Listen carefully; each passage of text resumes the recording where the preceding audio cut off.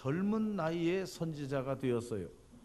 기록에 보면 예레미야 선지자는 20세부터 선지자의 역할을 감당했다고 기록되어 있습니다. 특별히 이 예레미야 선지자 때에는 요시야라고 하는 왕이 나라를 다스리던 때입니다. 이 요시야 왕은 우리가 잘 알고 있는 대로 열왕기하 22장 8절 말씀에 보면 성전을 수리하다가 하나님의 말씀 성경책을 찾게 됩니다. 그래서 이 요시야 왕은 하나님의 말씀을 백성들에게 가르치고 하나님의 말씀대로 살게 하고, 그래서 이 요시야 왕은 모든 백성들로 하여금 우상 숭배를 타파하도록, 우상 숭배를 끊도록 했어요. 지금으로 말하면 이 요시야 왕은 종교 개혁을 일으킨 왕입니다.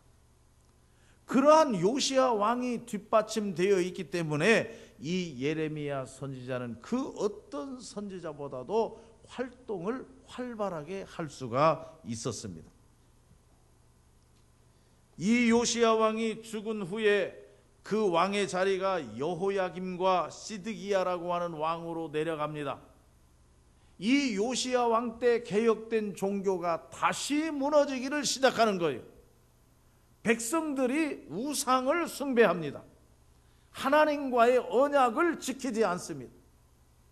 그러니 하나님께서 그 백성들을 그냥 놔둘 리가 없습니다.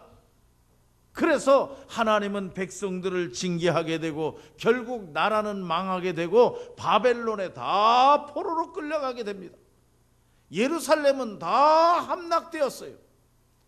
그때에 하나님께서 예레미야라고 하는 선지자를 택하셔서 그 낙심하고 좌절하고 포기하고 그렇게 절망 가운데 살아가는 이스라엘 백성들, 포로된 백성들을 향해서 말씀을 선포하게 하신 겁니다.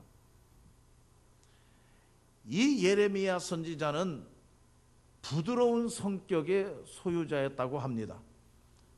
다시 말하면 동정심이 많고 마음이 약한 사람이었어요. 그런데 그 시대가 이 예레미야 선지자를 강하게 만들었어요. 다 나라가 망하고 무너지고, 왜 그러느냐? 죄로 말미암아 그들이 징계를 받았다는 얘기예요. 그런 자들을 깨우치고 그런 자들에게 하나님의 말씀을 선포하려다 보니까 강하게 선포할 수밖에 없어요. 그래서 8장 18절 말씀에 보면 이렇게 된 것이 하나님의 심판이다. 그러면서 슬프다 나의 근심이여 어떻게 위로를 받을 수 있을까? 내 마음이 병들었도다. 그렇게 얘기합니다. 마음은 온유한 사람이에요. 부드러운 사람입니다. 그런데 그 시대가 악하고 그 시대가 병들었고 그 시대가 하나님의 징계를 받았어요. 그런 자들을 깨우치고 돌아서게 하려니까 얼마나 강하게 그들에게 부르짖었는지. 연약한 사람이 강하게 부르짖으려다 보니까 나중에 우는 것밖에 없어요. 통곡하고 울었다. 선지자가 통곡하고 울었다. 그래서 여러분, 우리가 예레미야 선지자를 가리켜서 별명을 붙이기를 눈물의 예언자다 그렇게 얘기를 합니다. 그 눈물의 예언자라고 하는 말이 왜 나왔느냐? 부드러운 사람이 그러한 강한 이야기를 하려다 보니까 마음이 아프고 괴롭고 하니까 자기 혼자 푹 받쳐서 눈물을 흘리고 울었어요. 그래서 눈물의 선지자가 된 겁니다. 아무튼 이스라엘 백성이 하나님께 범죄하고 하나님의 약속의 말씀을 믿지 아니하고 그들이 우상을 숭배하고 잘못된 길로 나갔을 때에 하나님은 가차없이 그 나라를 망하게 만든 거예요.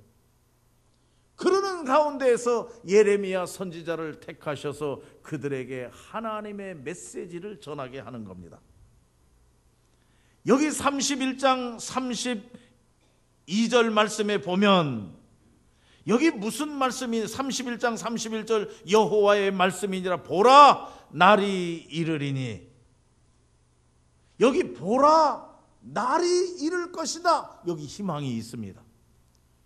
지금 어떤 상황이냐? 나라가 망한 상황이에요. 다 포로로 끌려갔습니다.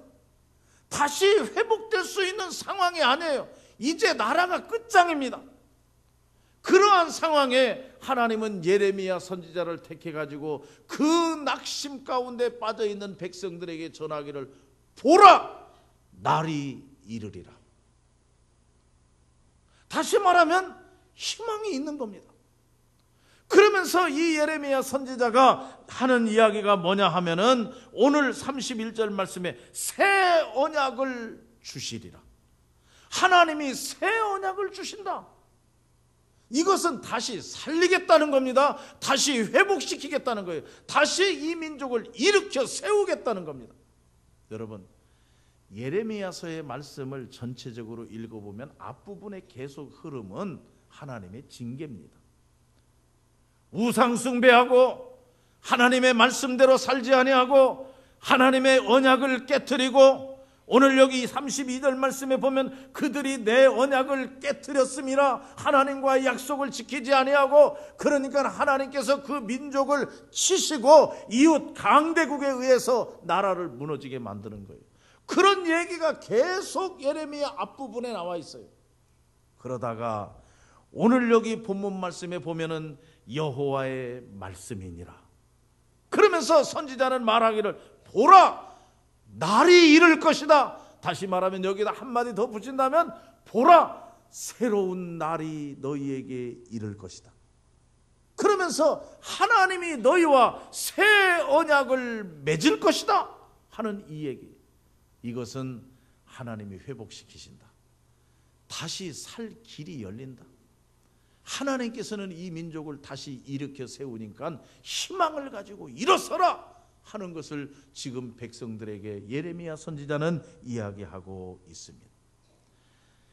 31장 33절에 보면은, 그러나 그날 후에 내가 이스라엘 집과 맺을 언약은 이러하니 곧 내가 나의 법을 그들 속에 두며 그들의 마음에 기록하여 나는 그들의 하나님이 되고 그들은 내 백성이 될 것이라. 여호와의 말씀이니라. 나는 그들의 하나님이 되고 그들은 내 백성이 될 것이다. 여러분, 얼마나 희망찬 말씀입니까? 다 무너졌습니다. 다시 일어설 수 있는 능력이 없습니다. 이제는 망한 나라입니다. 그러한 나라에 하나님께서 선지자를 통해 가지고 주시는 말씀이, 내가 새 언약을 맺을 건데 너희는 내 백성이 되고 나는 너희의 하나님이 될 것이다. 이건 얼마나 희망찬 이야기인지 모릅니다. 저는 오늘 이러한 예레미야의 선지자의 말씀을 우리가 가만히 읽어보면서 여기서 몇 가지 중요한 진리를 깨닫습니다. 첫째, 하나님은 용서하시는 하나님이라는 것. 우리는 분명히 믿습니다. 하나님의 용서하심이 없다고 하면 이스라엘 백성들이 다시 회복될 수 있는 상황이 전혀 안 됩니다. 다시 일어설 수 있는 힘이 없어요. 능력이 없어요. 자기들 스스로의 힘을 갖고는 다시 소생할 수 있는 방법이 없습니다. 그러나 하나님은 용서하셔요. 죄를 묻지 아니하신다는 얘기예요. 다 덮으셔요. 그리고 다시 새 언약을 맺는 겁니다. 얼마나 감사하죠. 저나 여러분도 마찬가지입니다. 하나님께서 용서하신 하나님이시기에 저도 여러분도 이렇게 하나님께 예배드리고 있음을 믿으시기를 바랍니다. 하나님이 용서하셨기에 하나님의 백성이 된 거예요. 하나님이 용서하시지 아니하고 징계하셨다고 하면은 벌써 끝장날 사람들입니다. 그렇지 않습니까? 오늘 이 말씀을 다시 보더라도 하나님은 용서하시는 하나님. 이스라엘 민족을 완전히 멸망 가운데서 다시 용서하시고 새 언약을 세우시는 하나님, 그 하나님이 우리의 하나님인 줄 믿으시기를 바랍니다. 그리고 오늘 또 이 본문 말씀을 읽으면서 생각할 수 있는 것은, 하나님은 새로운 길을 여시는 하나님이다. 이스라엘 백성들과 애굽에서 탈출해서 하나님은 가나안 땅까지 가기까지 처음에 언약을 맺으셨어요. 그 언약이 무엇이냐? 율법의 언약이에요. 법을 잘 지키면 내가 너희들을 돌봐주고 인도해주고 함께하겠다. 근데 그 율법을 지키지를 못했어요. 애굽에서 구출된 후에 하나님과 약속한 그 언약의 말씀을 백성들이 지키지를 못했어요. 그래서 하나님께서는 그들을 광야에서 징계하는 거예요. 다 진멸하는 거예요. 그렇게 나오다가 오늘 여기 말씀에 보면은 하나님은 새로운 언약을 세우겠다. 여러분, 옛 언약은 율법의 언약이었다고 하면 이제 새 언약은 은혜의 약속임을 믿으시기를 바랍니다.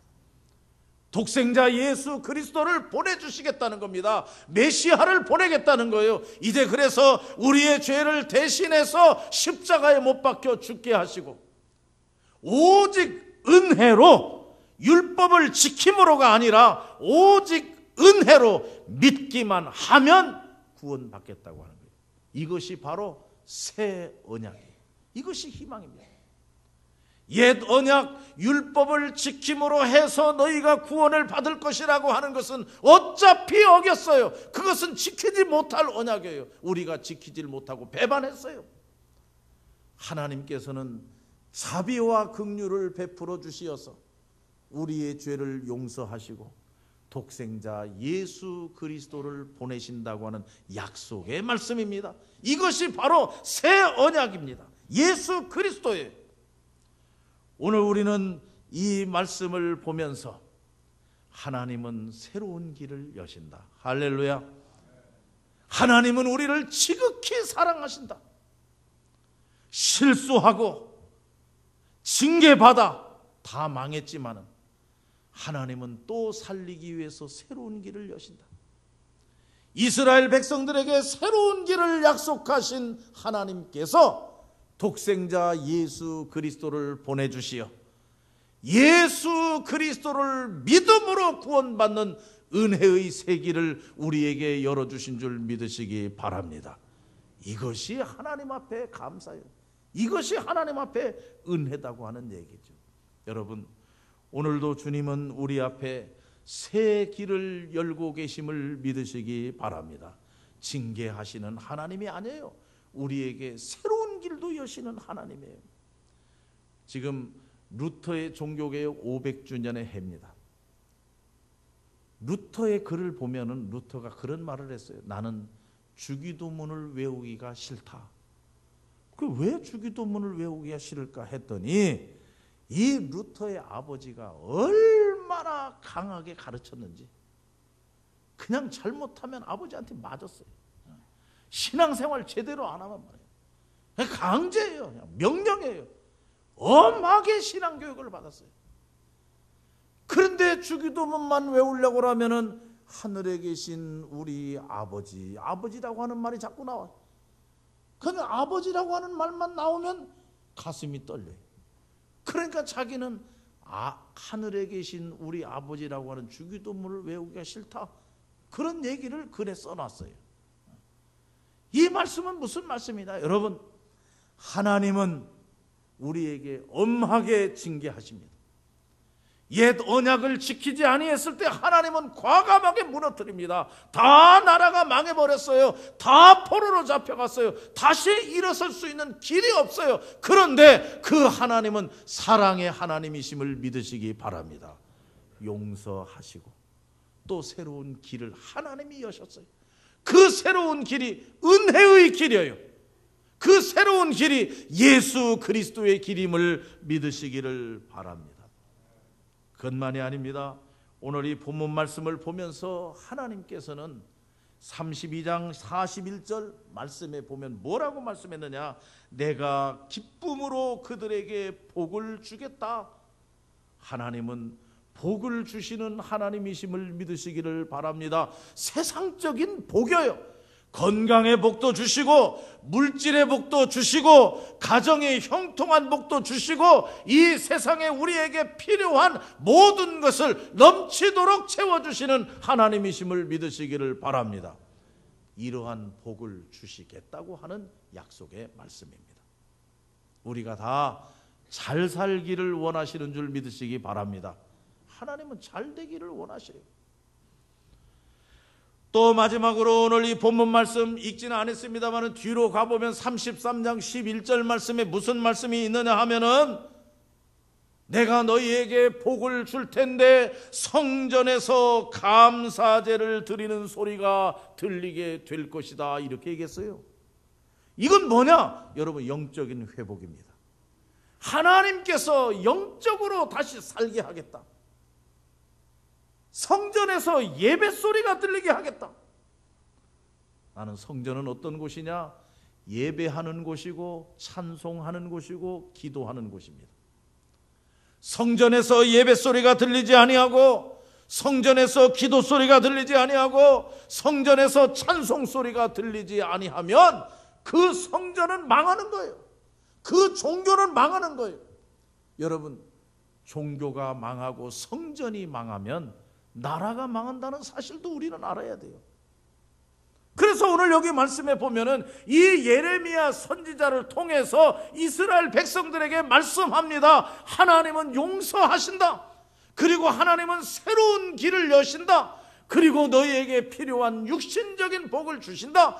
그리고 너희의 영을 살린다는 겁니다.